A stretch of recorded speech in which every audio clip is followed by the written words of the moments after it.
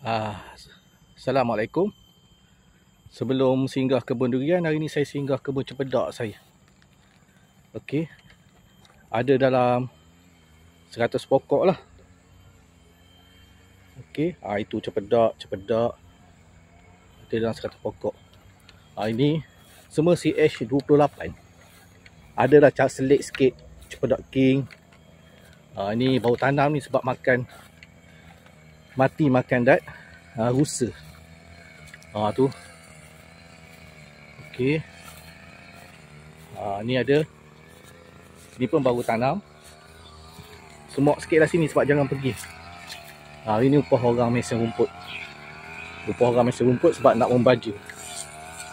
Okey, ni yang ni yang awal dulu, mula-mula dulu.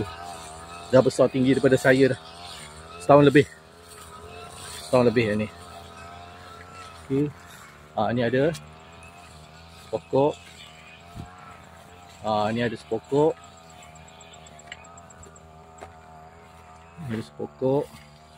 Atas tu, barisan tu ada. Yang ni pun ada.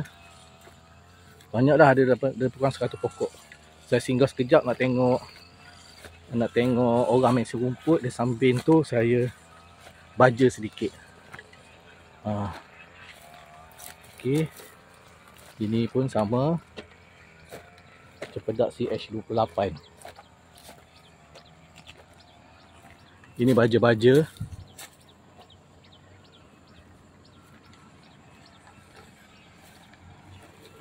Daripada situ membawa sini belaka semua tu. Sampailah sana. Ada lebih kurang 100 pokok cempedak. Lepas tu selitkan sikit rambutan dan sebagainya, adalah 2-3 batang. Okey, kita pergi ke kebun durian lah.